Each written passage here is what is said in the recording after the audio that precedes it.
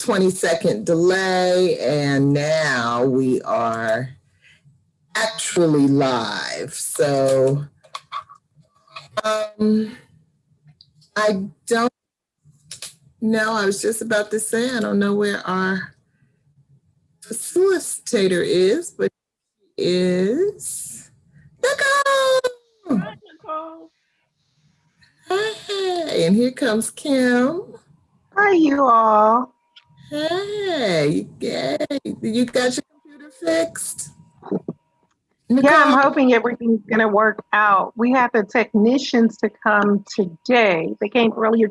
So we switched over. I don't know why Mike switched. Anyway, we switched. And it's just been one problem after another, you know? So I was like, that's probably a sign to switch back. But and they gave us a whole month free. So. Okay. Well, because you had an issue last week, that's what got me to start posting the phone numbers, which is a good idea and something I should have been doing anyway, except, I'm new to Zoom. And so actually, if somebody actually uses one of those phone numbers and calls in, I don't know where it's going to go or how I'm going to answer it. But I guess we'll figure it out if it happens, because today, BJ's down there in the very bottom of Florida. Right. Yeah. So she's got those concerns going on. So what the number does is when you call the number, it gives you a code, a password to come in, and then it allows you to hear the Zoom meeting. Mm-hmm. And then you push *69 and you're able to talk. When you call in, you're muted already, but then you can hear the other participants. And then when you can everybody hear her? Mm-hmm. Yeah.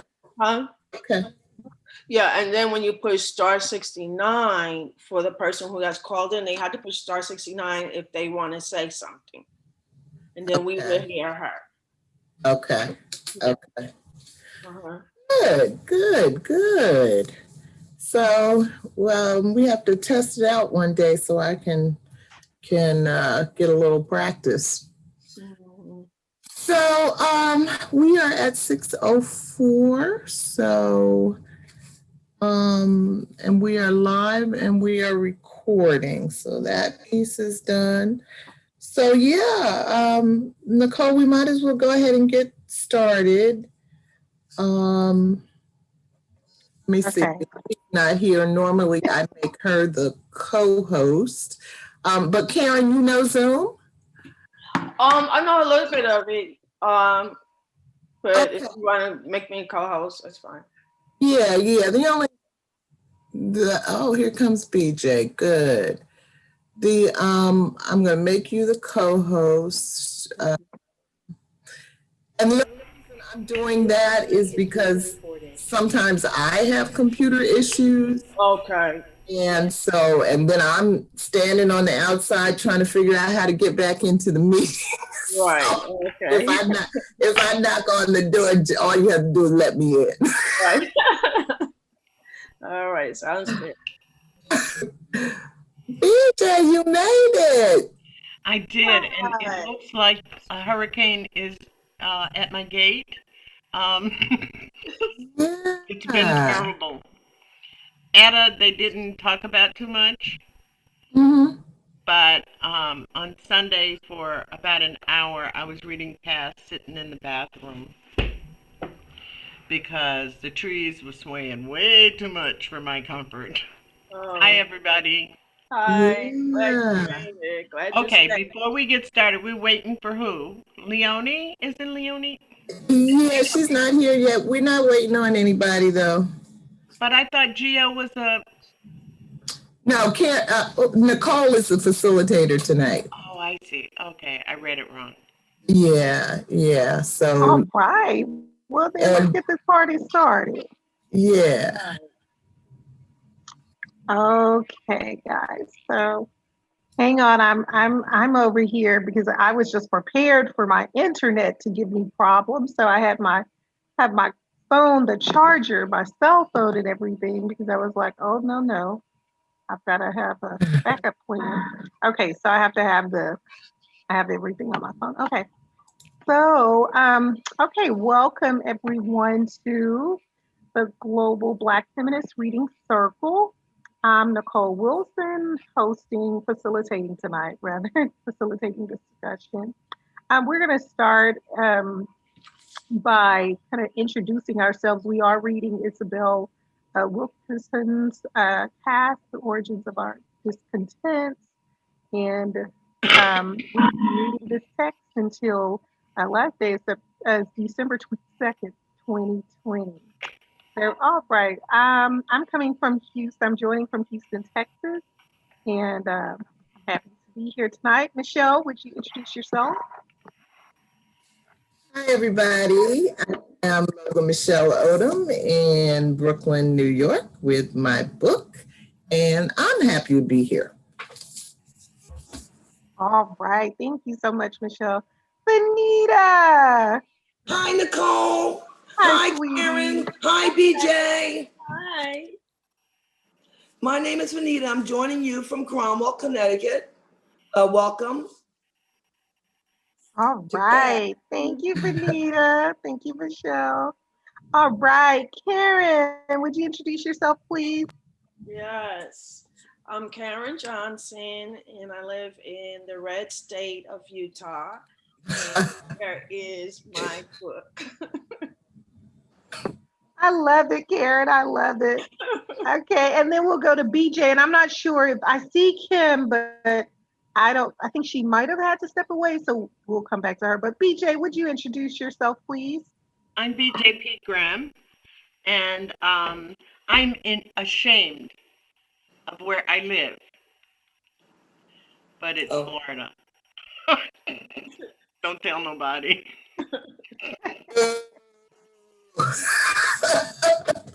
Totally understand you, Karen and BJ as well.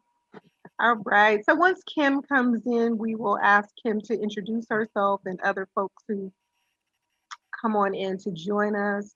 I'm here. Here's beautiful Kim. I'm here. Here's my book. I'm Kim. I'm in New York. I'm glad to be here. There are people doing some things in my house, so I probably will be half in, half out, but I won't disrupt the meeting at all. Oh, thank you, Kim. Thank you for being here. Kim is the poet. Oh my gosh, it's so good, so wonderful. Okay, so tonight, of course, I'm facilitating, but next week, Kim will be facilitating, and she's going to cover chapters 16 to 18 through 18. And that's November 17th, 2020. So tonight we're discussing chapters 14 and 15. Chapter 14 is the intrusion of caste in everyday life. And chapter 15 is titled The Urgent Necessity of a Bottom Wrong. And so let us begin. So I'm just going to, go ahead. I'm sorry. Excuse me, Nicole. Sorry to interrupt. I'd like to go over the circle rules, timing rules prior to our starting. Okay, thank you so much, Venita. Okay, Venita, I'm gonna let Leonie and then Gio introduce themselves, and then would you go over those norms? Certainly. Okay, thank you so much. Yeah. All right. Okay, Leonie, good to see you as well. Gio, would you, Leonie, you introduce yourself, and then Gio, and then Venita's gonna go over some rules, some norms for us, okay? Good to see y'all. Welcome. Hello, everybody. My name's Leonie Smith. I'm joining you from, Vancouver, British Columbia, Canada. This is my ticket. Okay. Good evening, everyone. I'm Georgette Moses, and I'm joining you guys from Columbia, South Carolina. And here's my ticket. right, thank you. Okay, Venita, take it away.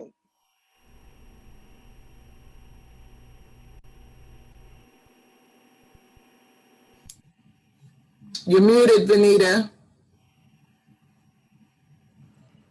Okay, ladies, this is how it goes. We have 3 minutes, each person, to answer questions or address the questions or your thoughts. After the buzzer goes off, and I'll try to have it loud enough so you can hear it. If not, you can actually time yourself on your own phones when you begin to speak. Your time will be up. You have 10 seconds to wrap it up after the buzzer goes off. If you need more time, another minute will allow, no worries. Just put your finger up and I'll know that you need another minute. Is that good? Yes, thank you, Venita. Okay. I just Thank love you. her. Thank you so much, Venita. She's so wonderful. Okay. What if I put up 2 fingers? You're not getting any more time. You're getting 1 minute, Michelle. 1 minute. BJ, where you at? Don't turn away. BJ? Yes, ma'am. Okay, you hear what Michelle says? She said if she asks for 2 minutes, will she get them? No, 1 minute. Okay. Okay. You know I love you. We love you, Venita. All right, everyone. So I just have a very brief summary, and wow, Michelle is just so amazing. Look at how she does every week these documents. She's just amazing. Thank you, Michelle. Just amazing in all ways. So okay, I just have a short summary, and then we'll just look at a few questions, and then I do know we're going to have a more of a private discussion a little later. So okay. So Caste chapters 14, the intrusion of caste in everyday life, and 15, the urgent necessity of the bottom rung, served as an awakening, lamentations, and hauntings for me. The chapters remind me that past is prologue, and linear progress narratives have never been ours, i.e., Black people, and especially Black women, to claim. Reading these chapters was similar to watching a silent film replete with suspense, except we already know how the stories end. Death dealing, death zones, political death, social death, spirit murder, you name it. Black death unfolds in the narratives Isabel Wilkerson circulates and reconstructs. Wilkerson's writing prowess and her ability to keep the reader interested, even though she knows how it all ends, reminds me of the accurateness it takes to tell our story. Moreover, similar to Southern Black woman writer Jesmyn Ward, whom I love so much, the aforementioned chapters seem to confirm A, memory is a living thing, it too is in transit, and B, the past bears heavily on the present. Okay, so just getting into the key points and discussion questions. I'll start us off with number 1, and then we'll just let folks choose a question. So number 1, I say let's just start by answering questions Wilkerson herself raised. It's been long argued that Black children are denied innocence, and unlike their white counterparts, Black children's safety is never really centered. U.S. institutions do not respond to Black children's needs the same regard. I could have even added care. So Wilkerson posed these questions, and one she asked, after giving the anecdote about the young boy and his father in Oakland. So when exactly is the best time to break a Black child's heart? Should a parent clip them a little at a time, spread it out to spare them the pain of a single blow? Should a parent sit them down and get it over with? And so, and I guess, again, she uses parent because of the scene she's describing, but I guess any concerned adult in our village, we could substitute that. So, all right, I'll mute and let's just see who wants to start us off. Pinhead Michelle. What'd you say, Nicole? I said, hint, Michelle. I tend to call on you first, see if you want to start us off. Yeah. Yeah, that's a hard. These are hard questions. It has me thinking about my grandson is his mother is white German, and he's growing up in Germany, and I haven't physically been in their presence a lot. He's 10 years old now, or about to turn 10. But I have been around enough to see that she's got a very different approach to parenting than I'm used to seeing. And I certainly was aware of wanting my son to have a sense of freedom, but also aware of the tension of not wanting him to get killed. I was particularly scared during his teenage years when he was starting to drive a car, because I had given him the freedom to speak his mind, but I knew that wasn't going to go over well, if he were stopped by the police. But I had never gone as far in giving him freedom as I can see my daughter-in-law do with my grandson. They were here last October, 2 weeks in my tiny little studio apartment. And I forget what the issue was, but I know at one point my grandson said, "Shut up, Grandma."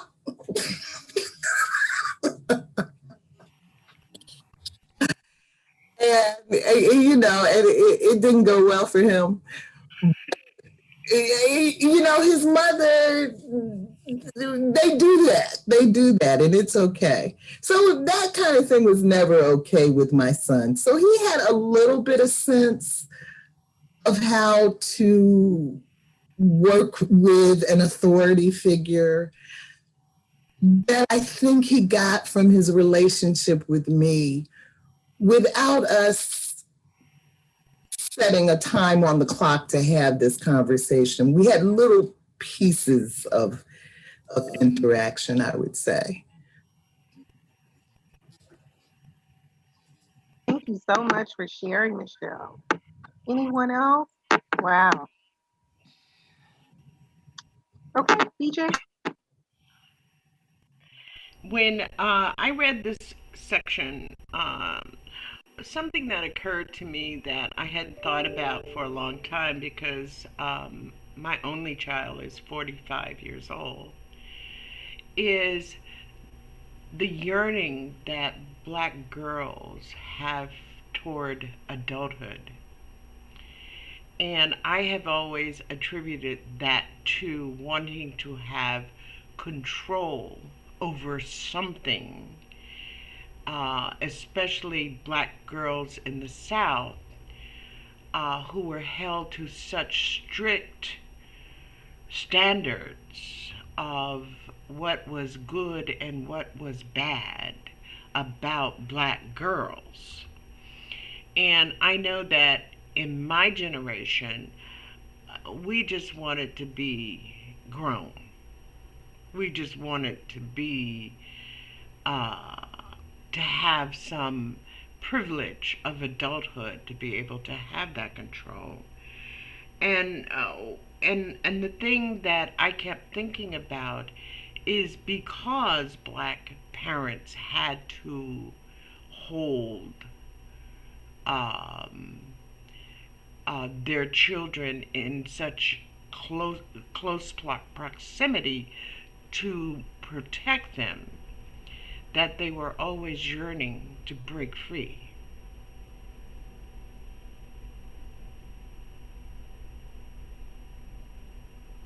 Wow, thank you so much for that reflection, Jay. It is so interesting that you would bring up Black girls because part of the reason why I was drawn to creating that question, or I shouldn't say creating that question, but kind of asking us to focus on that. Wilkerson, of course, creates that question.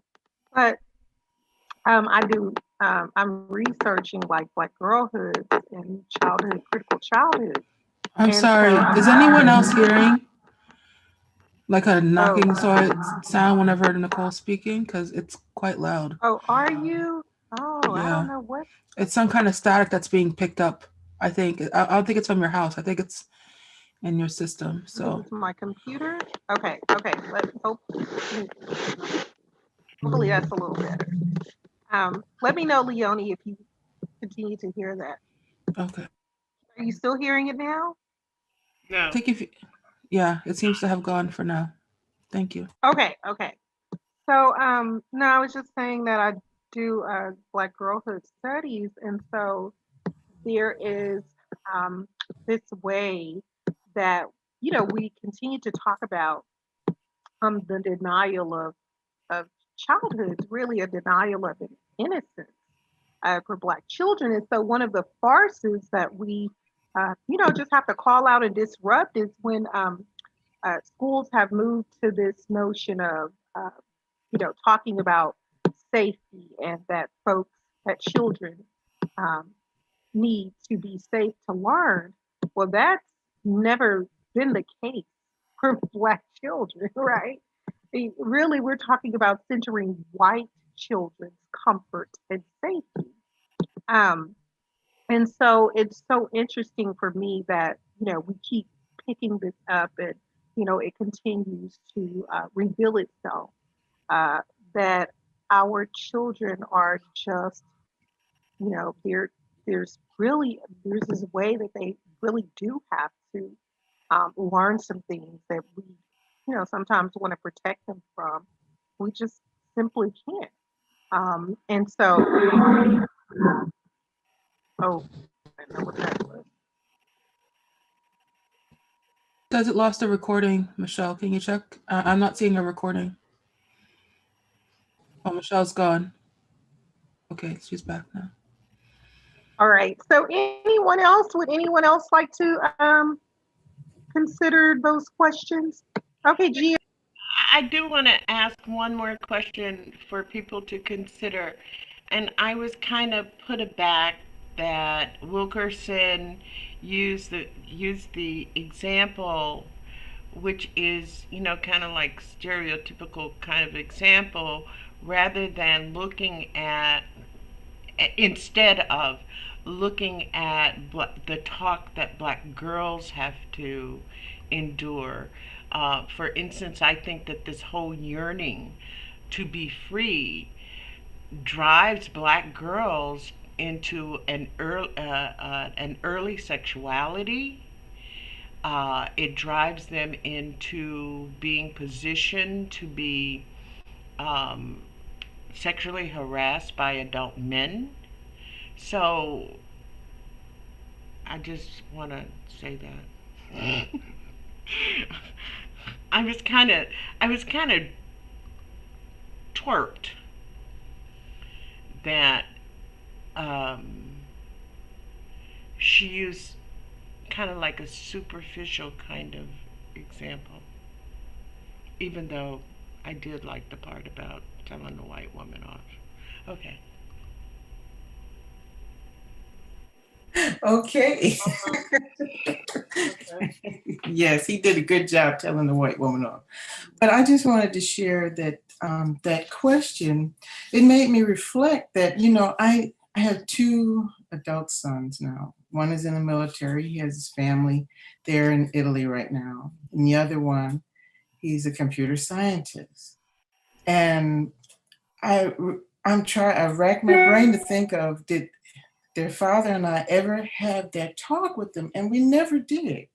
And part of that might have been because we were always in a military environment where they were safe, you know, for the most part, because there were rules and regulations and a culture of protection.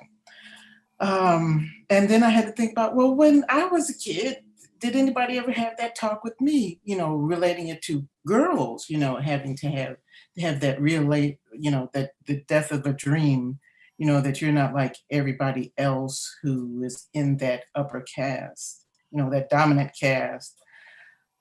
And no, I never had that talk. My mother, my sister, nobody ever had that talk with me. Maybe it was because I grew up in Newark, New Jersey, where just life had that talk with you. Okay, so the experience, if you were observant and you wanted to survive, you observed what was happening to the other, you know, children and young adults and teenagers around you. And you had to take lessons from that because it was about survival.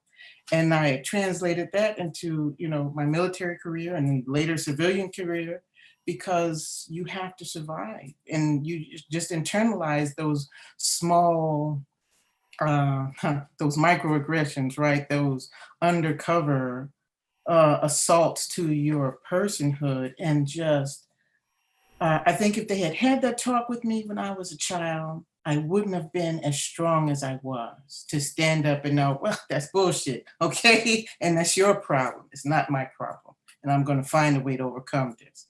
So, yeah, that's all I want. I want to keep in my time. Thank you so much, Gio. Anyone else?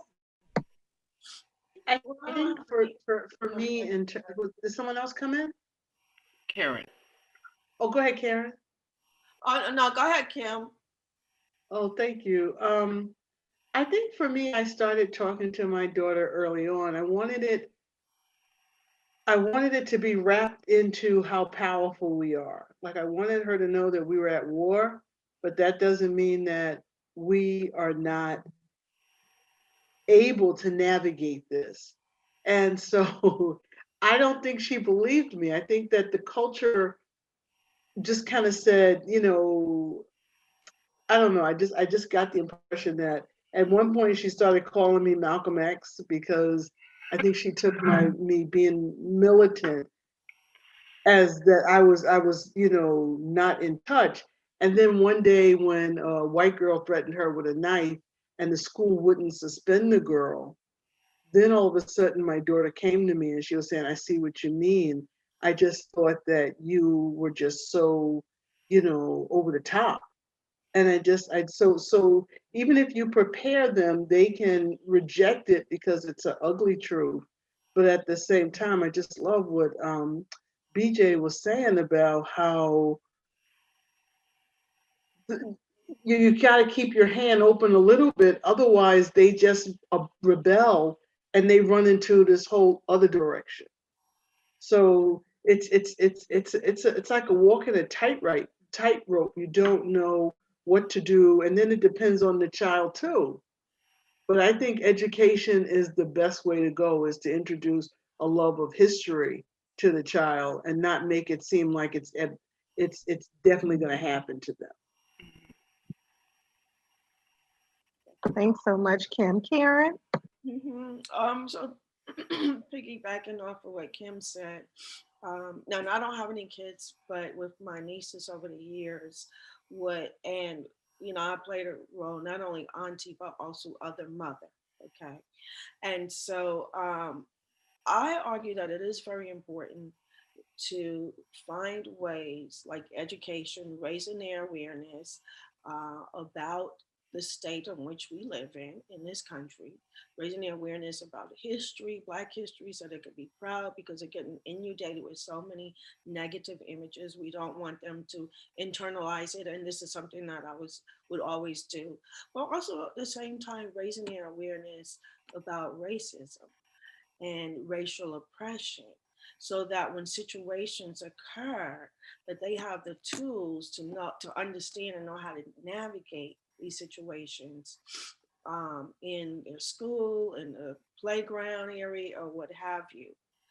And so for me, I think it is important. And I also think it's important that conscious white folks raise the awareness of whiteness and white supremacy and racism in their children, so that their children cannot grow up and be our oppressors, but instead be our allies. So that's where, so I do believe that.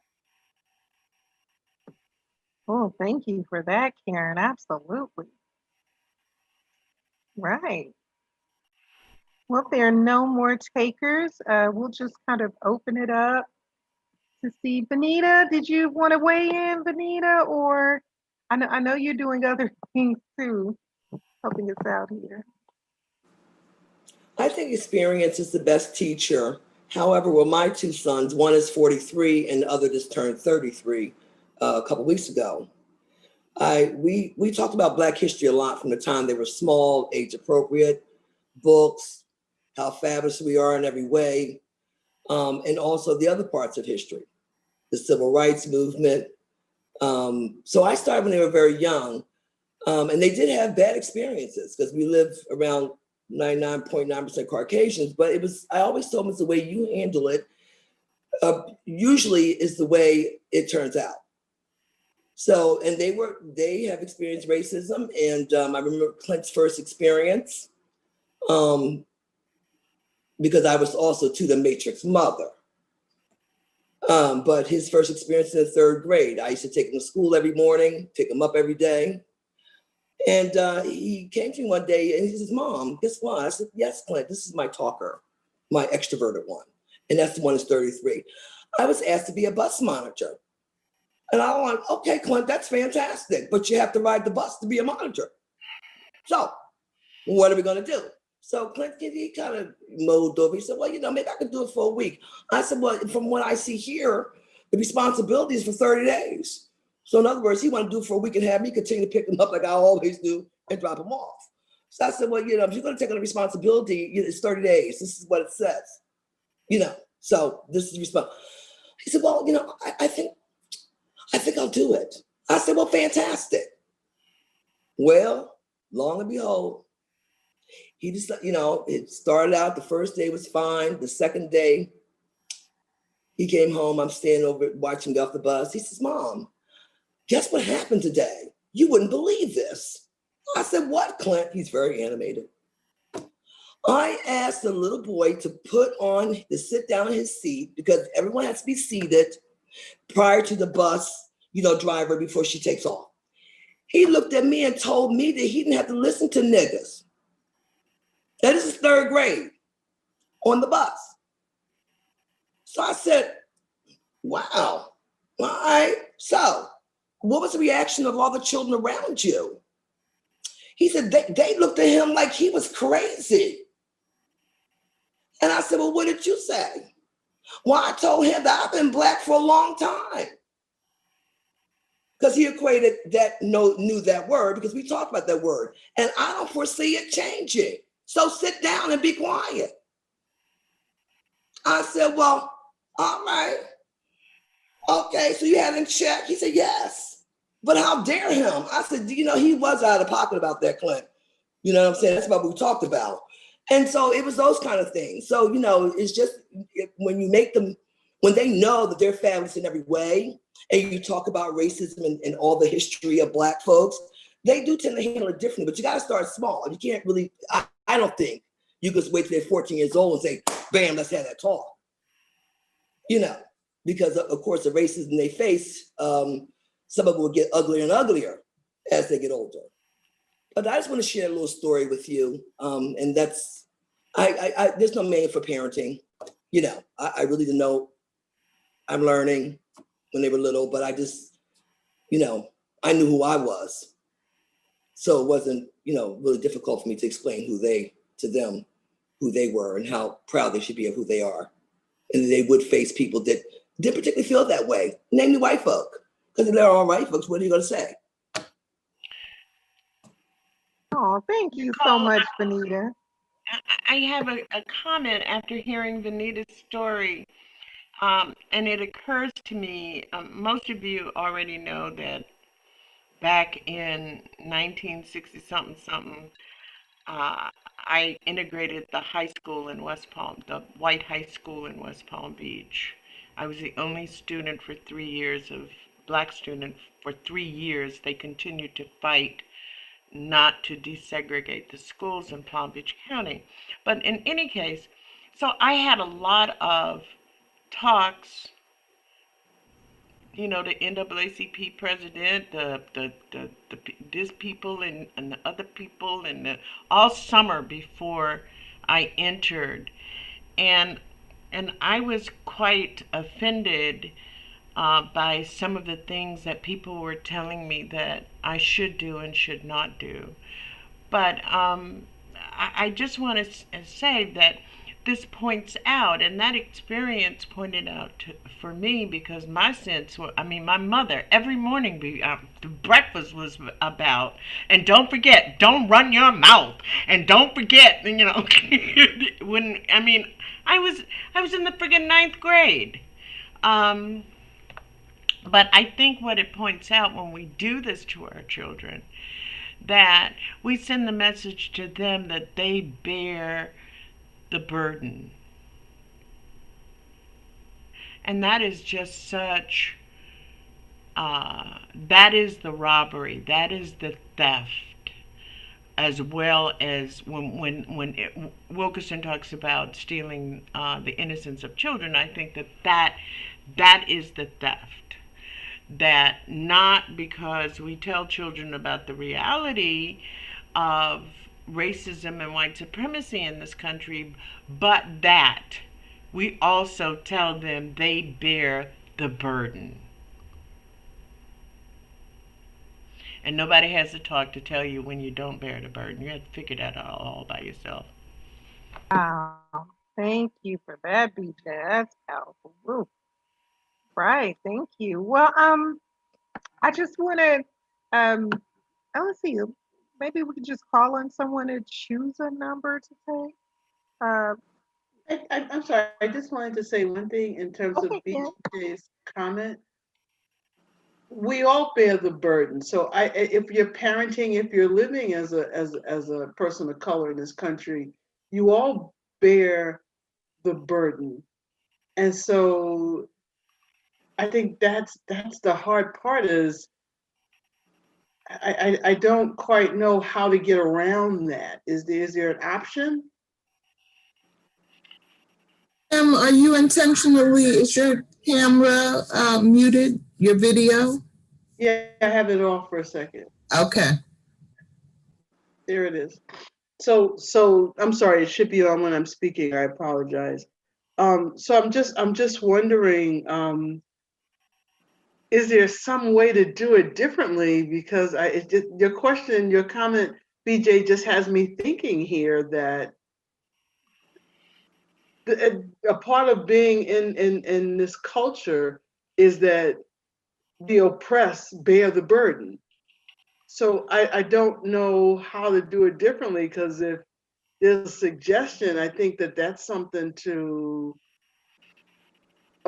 look at and maybe explore a little bit, because I would have preferred to do some things differently. I just didn't know how.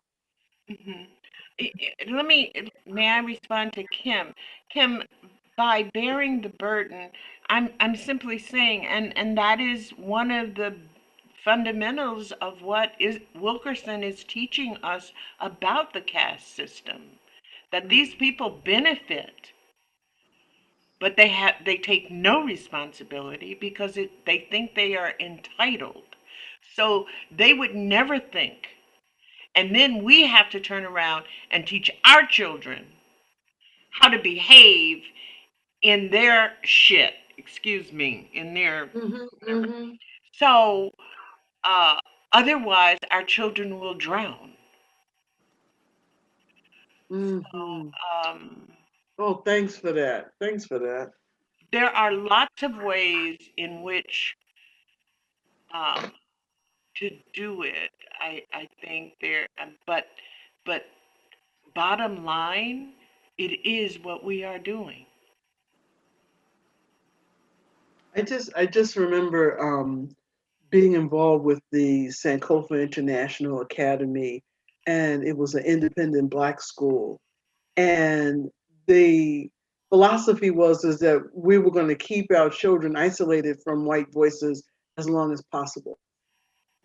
And those children were thriving, they were growing so strong, and they knew every country in Africa, and they had all these songs about who we were, and it was just wonderful to watch them.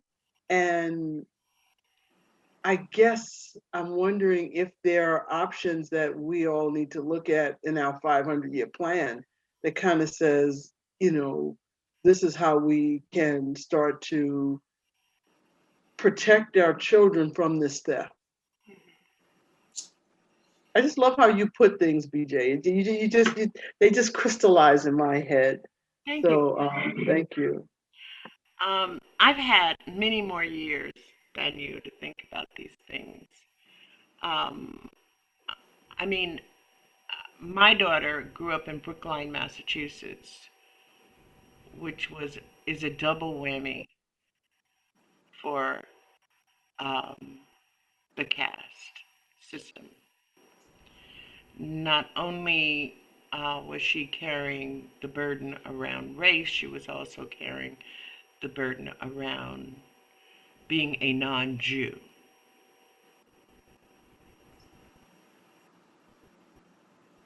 In a community where Jewishness was everything.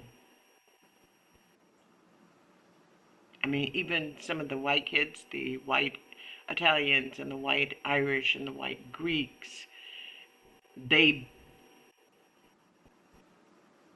lived under the caste system of non-Jewish. I mean, so it's all over.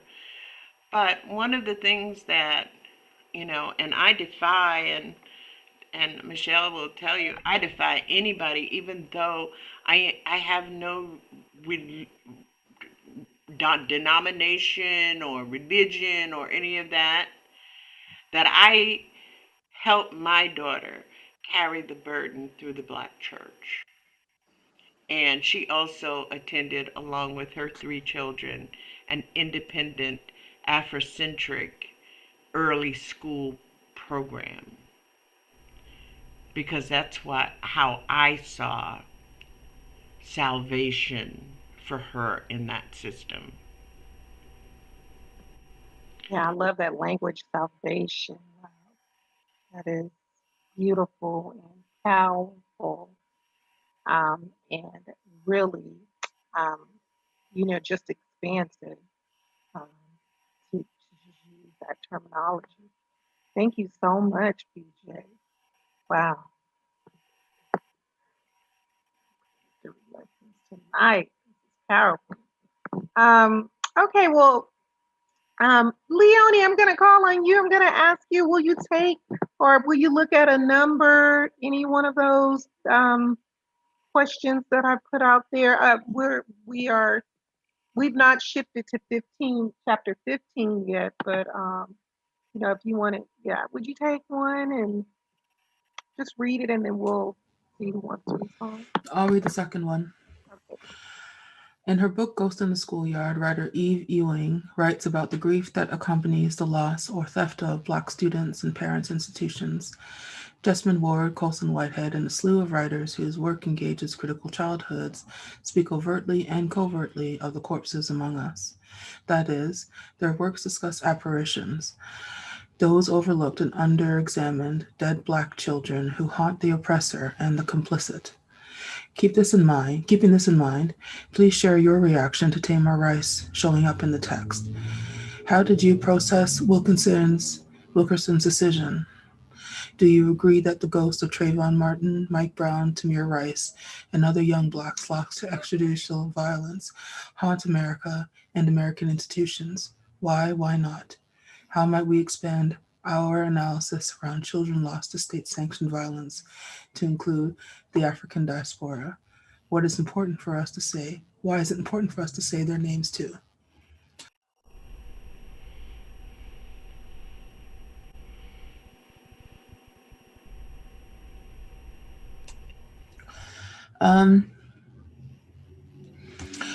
What I can speak to is why I think it's important to say the names, because when Wilkerson talks about this earlier in the book, that one of the functions that supports the continuation of systems of oppression is to take away the individuality of people who are part of groups who are part of the lower caste system. And so I think that it's important to name the names. And I think that we don't necessarily do a good job of that because, for example, it's usually the names of African American males that are named, including in the question. And it's led to the erasure of the impact on African American girls and women. But I do think it's important to name the names so that people, to acknowledge the fact that there are individual impacts, not only on the individual, but also on the family and communities that are around those individuals. And so that, and that leads to an understanding of the impact of what you say here is extrajudicial violence on the bodies of Black people, and helps people to step to, which I think is necessary for people to step towards empathy and then compassion. Thank you so much, Leon. Anyone else?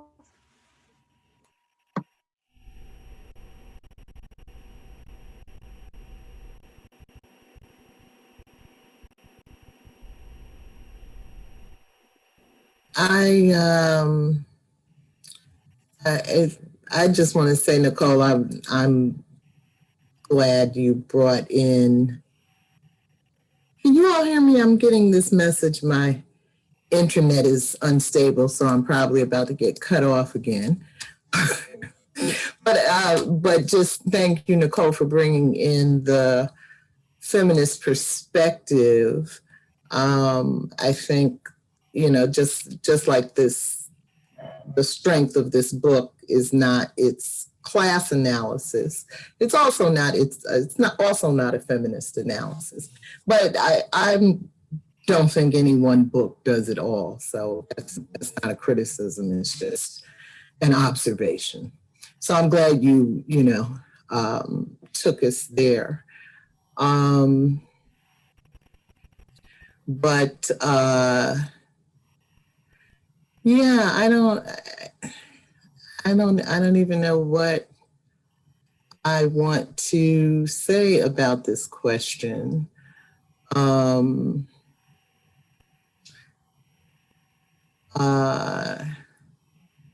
It's kind of been a hard week for me because I'm coming up on the 1-year anniversary of my son's passing. And so when Valerie Castile talks about a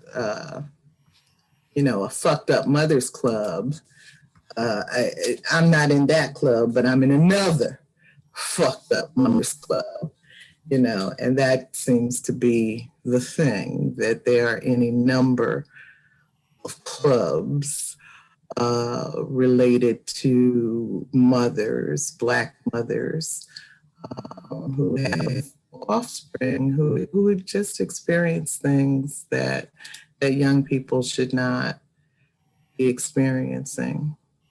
So I don't really even know how to name or describe what I'm feeling. I haven't talked about it a lot. I haven't talked about it with you guys very much. I did cry all over Kim last December. She invited me over for dinner and gave me some money to help me get to Germany. and tolerated all of my tears without telling me to stop crying. So thank you for that, Kim. But it's just a very difficult thing for me to even name what I'm feeling. But Fucked Up Mothers Club kind of gets me on that path. So thank you for the question, Nicole. Thank you, Michelle. Thank you for being so vulnerable and open, and you know, as always, we are here to support you as well. Thank you, Kim, for holding space. Black women, we have got to do that, you know, for each other.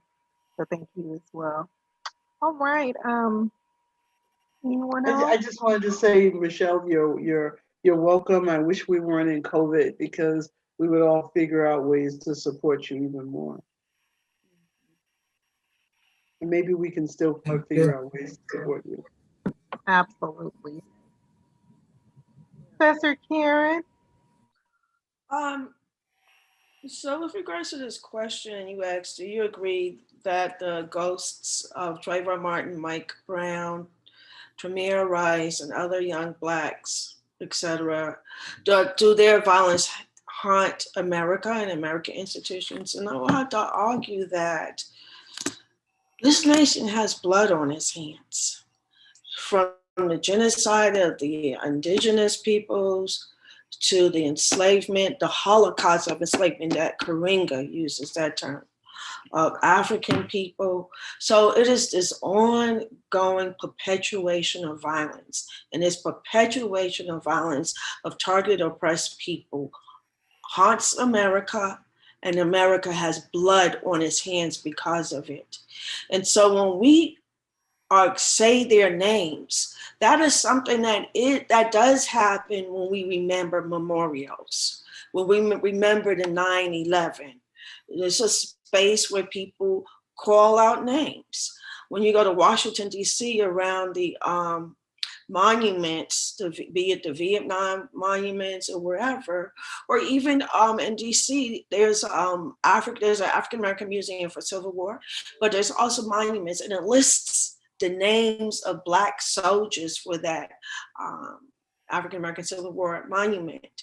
And so naming is a way to remember and pay tribute to the lost lives. And so it is important. And it is important to say names when we remember our ancestors, right? As, African people. When we get around in the circles and we call out the names of our ancestors, that is our tradition. And so, yes, we do have to name names. And yes, this country is soaked in the blood. It is haunted by our violence. Well, damn. The violence perpetuated against us. Yeah. Thank you so much, Karen. She's just smart, just brilliant. Thank you. It's just powerful. Thank you for that. I think at some point last year, I can recall folks on Twitter acknowledging that our baby, and this is how, and I guess mainly because I'm pretty much following Black women academics, but they spoke of Tamir Rice as our baby would have graduated from high school last year, class of 2019. And that was just perplexing for me. Because, for so many reasons, but the fact that if nothing else, his mother knows that we are remembering him.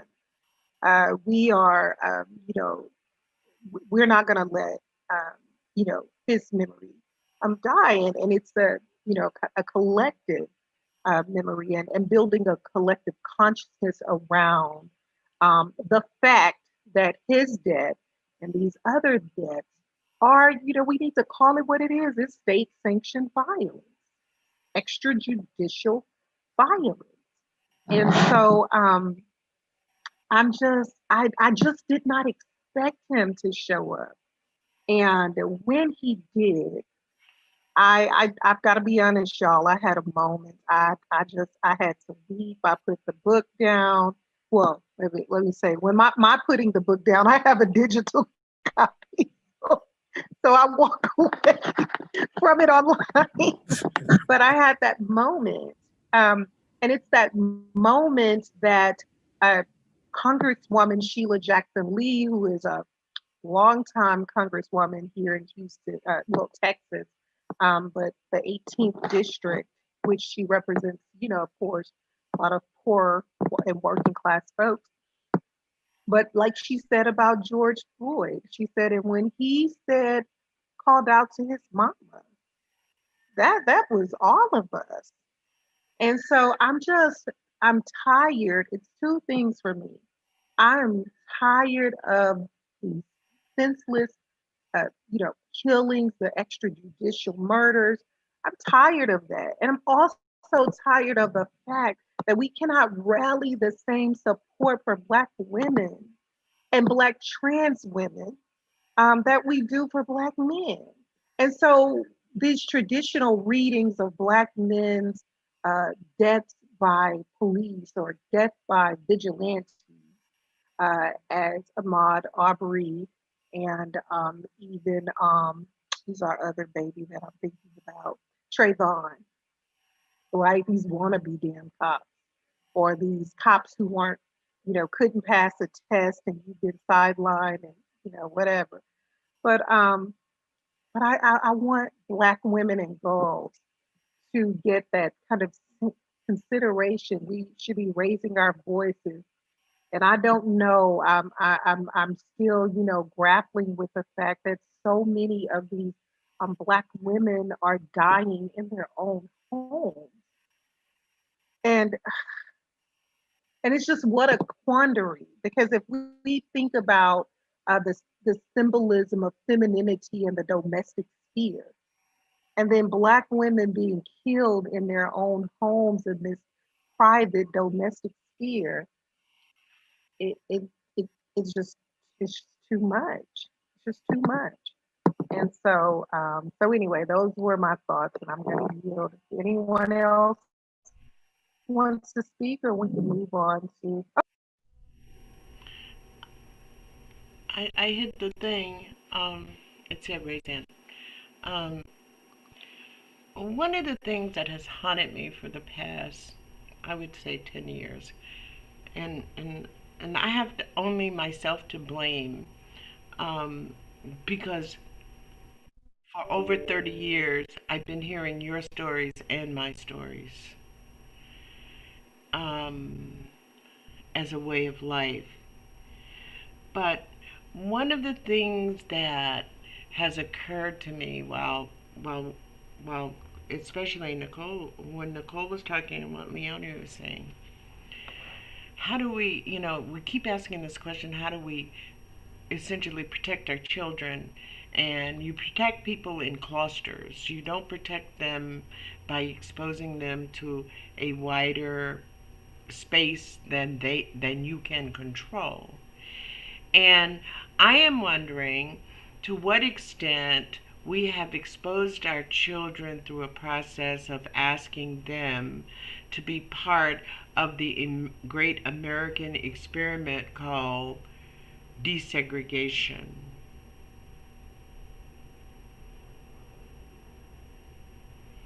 And taken away the protections, the natural protections we have in our own clusters. And an even better question, to what extent are we willing to close down that experiment? Because I'm ready to come to, can we get Utah? No, it's too cold in Utah. I'm ready for them to say, we'll give you Alabama. I understand that. All our 25 million votes, have our own Senate seats and our own House seats, and call it a excuse my language, a fucking day. Because every time I think about Tamir Rice, and I think about little children who have been victimized, and nothing happened. Nobody died. Nobody was executed. Nobody went to jail. I get it's almost like all the cells or something just run ragged inside my body. So anyway, I just wanted to raise that question because there will be no revolution in my lifetime. There will be no revolution in the lifetime of my 19-year-old grandson or my 45-year-old daughter or my 8-year-old grandson. There will be none. And believe me, my granddaughter and my daughter, they bought guns. Talking about they waiting for the revolution. There will be no revolution in this country. Thank you so much, BJ. I appreciate that. Hey, if no one else, anyone else? If no one else, we'll move on to another one. I guess we'll.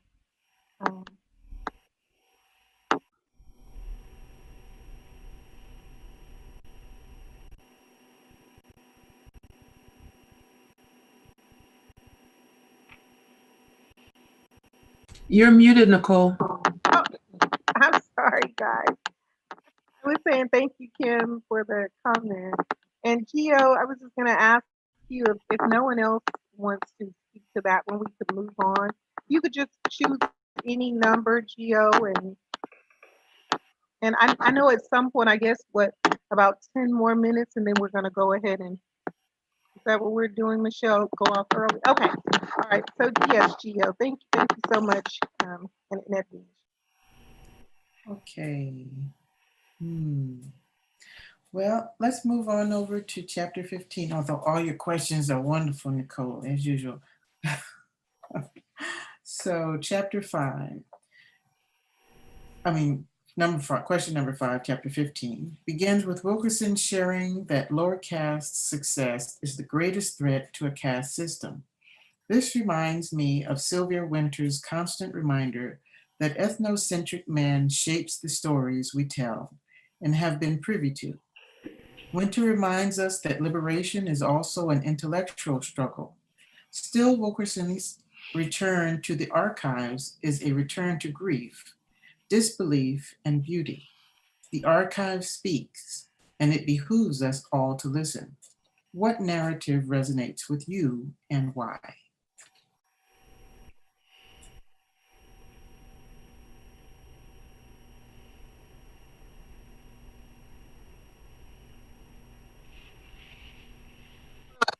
Well, I think I'm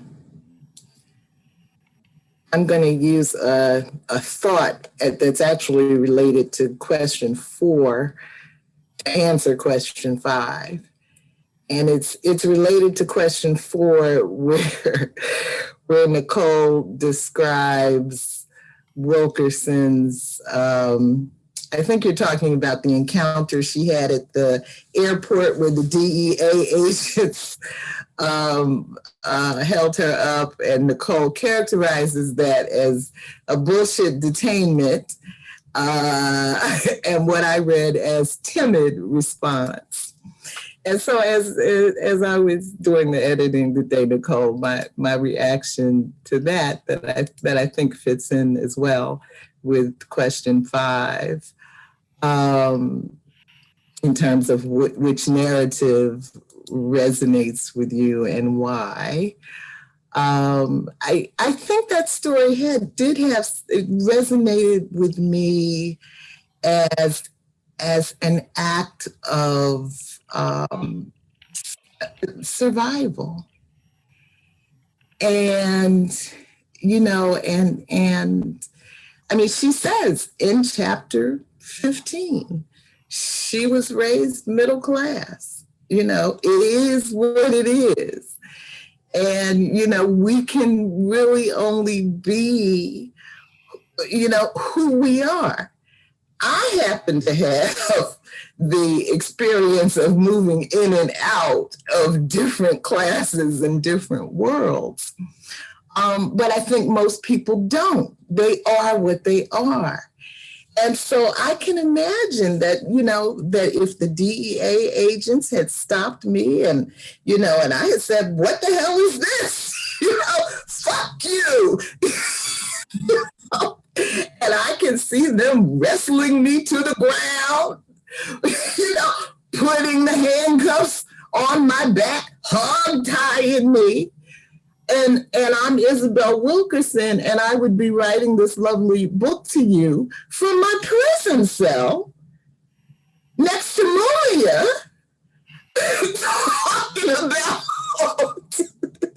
talking about, please somebody come and visit me. So to me, what Isabel was performing in that moment was an act of survival in the middle class world in which she travels. And so because I have moved through different worlds, then it's clear to me that we all have problems. They're slightly different problems, but there are intersections and there are overlaps.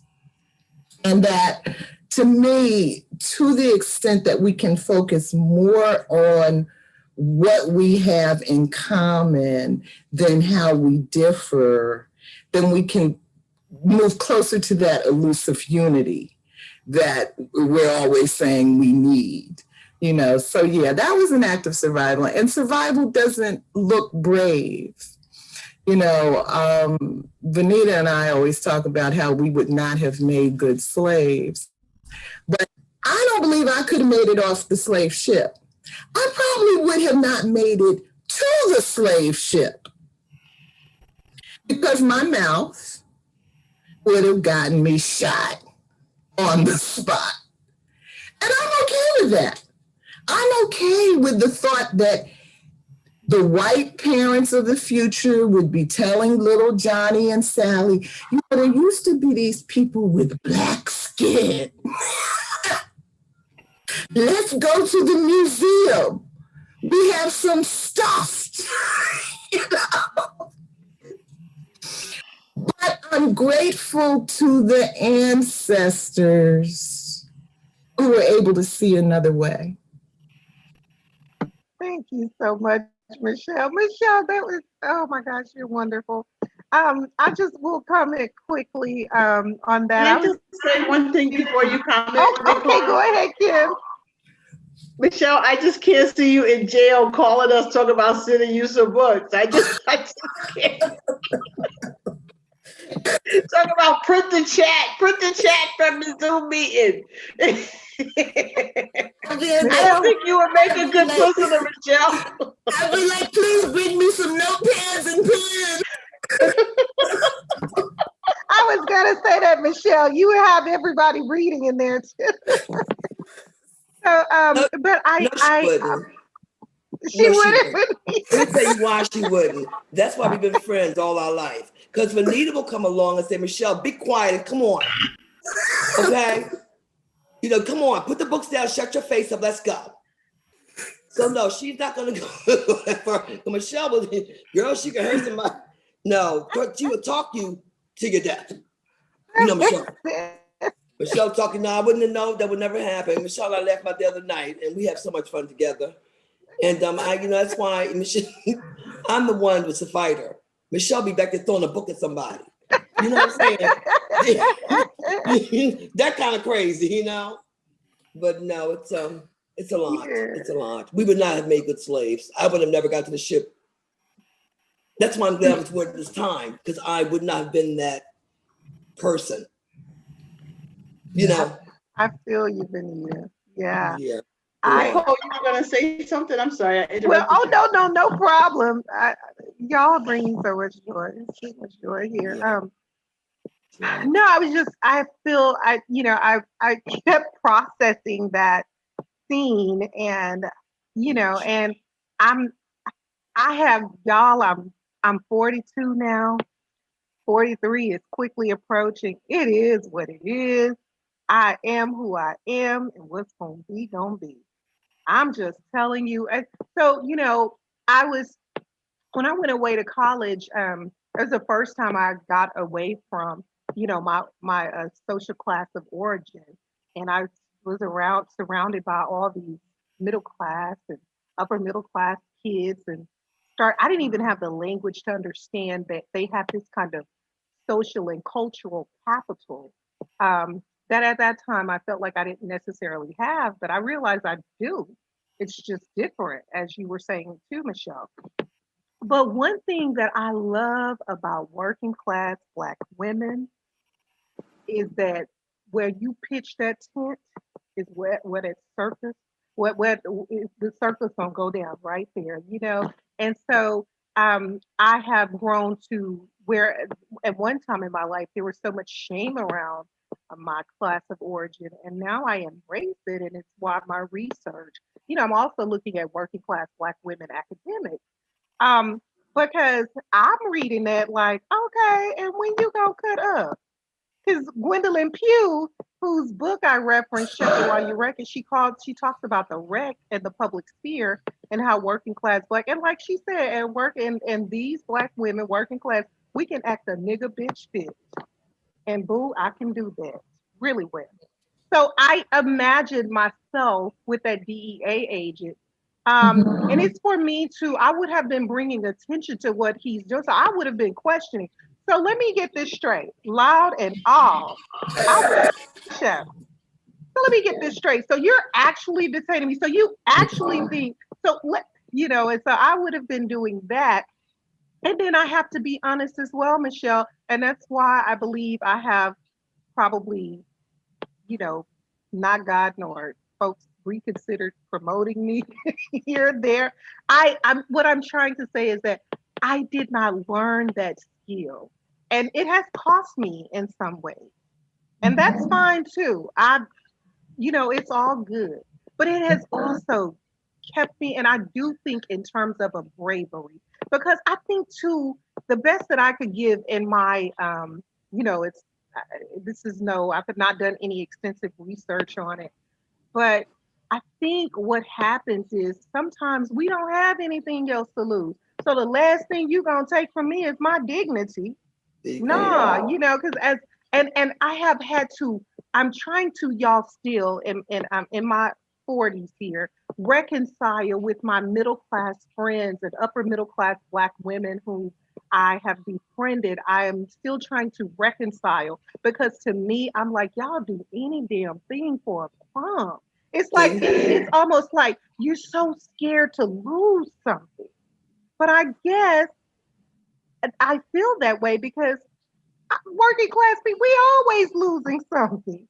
It was just such widespread instability. And we always knew we had to pull something, resources.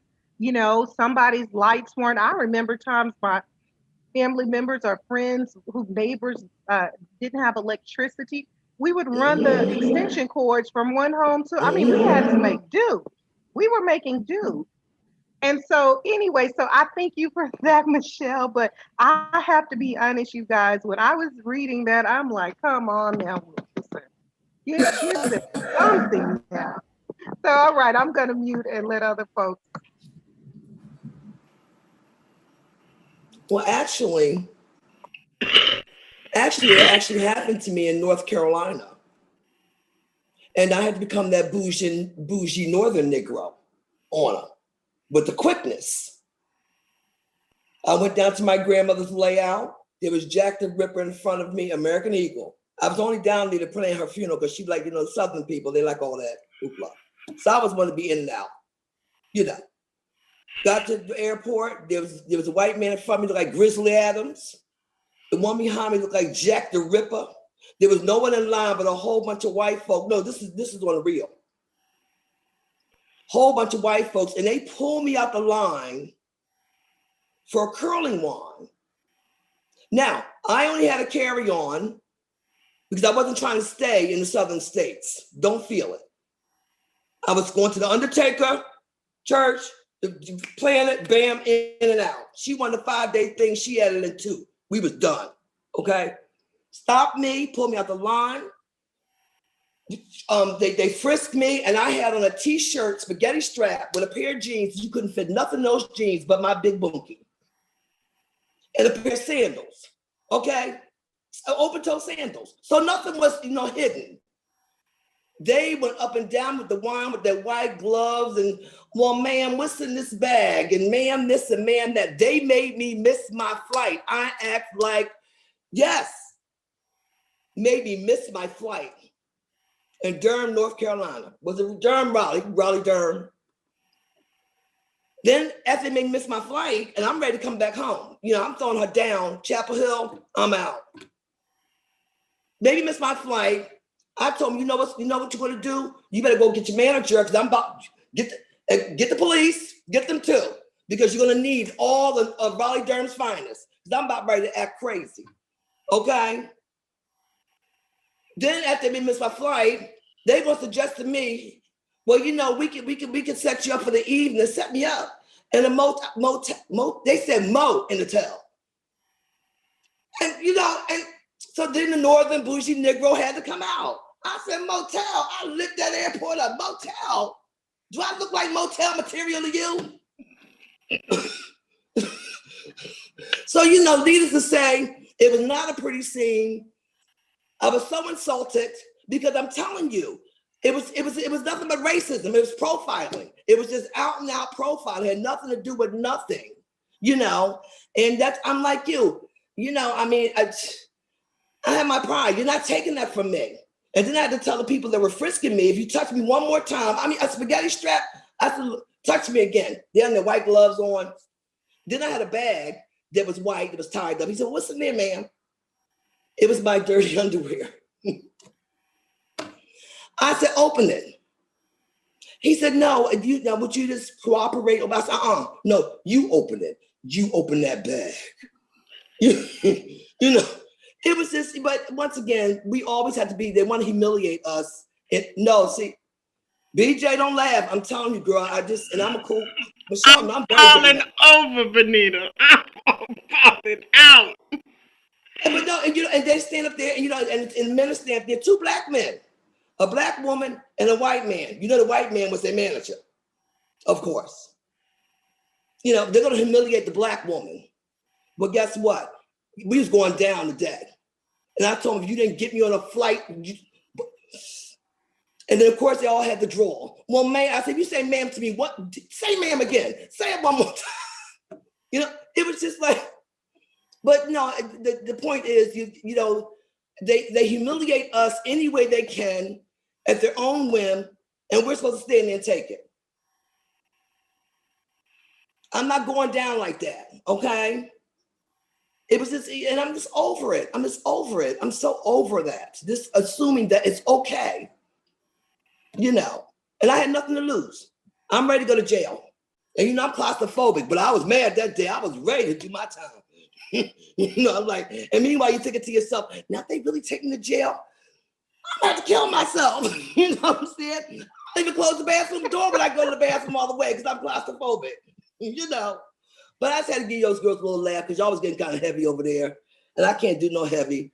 That's all right, Venita. I can't get that. Jesus meeting. I went to the police department and clowned in the lobby of the police department, and I took my Louis Vuitton briefcase and wiped all them join this and join that and donate here and donate. I wiped all that shit. White men were running away from the desk. So I There's your last for the day. There you go. You understand me, BJ? Sometimes you just got to put it down like that. And, I can do all that middle class, whatever you want to do, and that scholarly bullshit. But when I have to act like I said, a Negro, I had to. I had no choice. The ones they watch on TV. And I told them, I'm going to be just like those people you see on television if you don't get that man over here right now. Okay? I'm going to kill Jack the Ripper back here and the Son of Sam in front of me. They went right on through. Right on through. No worries. Only black woman in line. Only black anything other than the two black men with the white gloves. Okay, let's keep it moving. You, Venita and BJ. Wow, y'all are wonderful.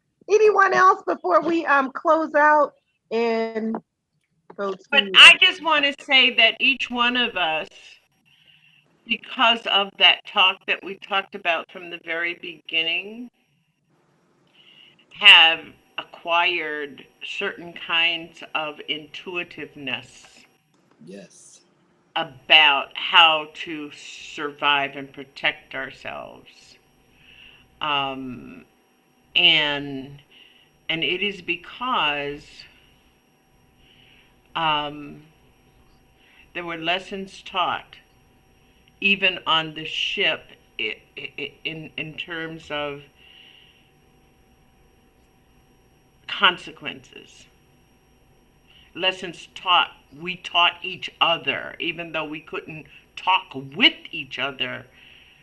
In most cases, there was this ancestral connection that got the message. It's like after I turned out the Brookline, Massachusetts Police Department, I tried to act like I was a little bit crazy. so, so I could go to my very important meeting the next morning.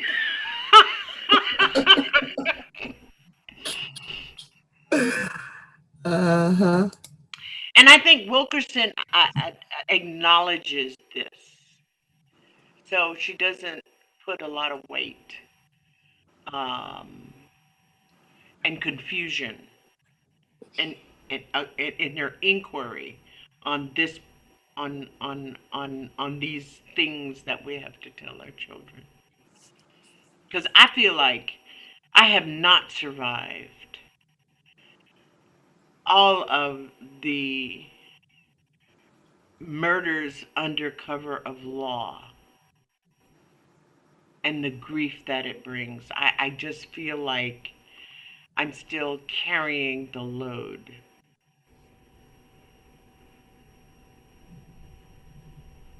Yeah. Thank you so much. Hey, well, if there's no one else, Professor Karen, Gio, Leonie, Kim, anybody? No? Okay. All right. Well, once again, it was wonderful reading our story together. And we will be back next week. The wonderful poet, Kim, is facilitating next week. She, again, will be covering chapters 16 through 18. And thank you for joining us. We look forward to seeing you next week. I have a question. Kim, Before, are you wait? before we leave, I just don't want anybody to leave, BJ. We're going to do a private discussion on the election. So I'm in the process now of stopping the recording and the streaming. So, Kim, are you writing as you are reading this book?